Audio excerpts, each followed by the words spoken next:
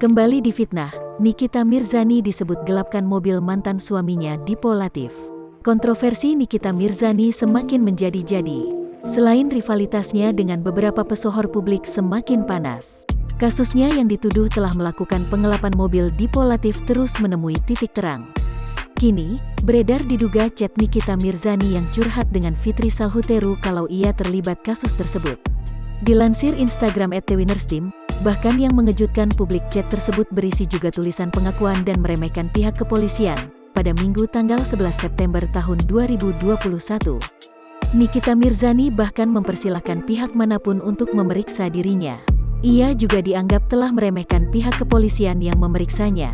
Selain itu, dalam chat tersebut, Fitri Salhuteru menanyakan pada Nikita Mirzani, apakah terdapat saksi dalam pengelapan yang dilakukan Nikita Mirzani? Beredarnya chat persengkongkolan Nikita Mirzani yang mencuri mobil Dipo Latif ini pun kemudian dikomentari banyak warganet di akun Instagram @thewinners_team.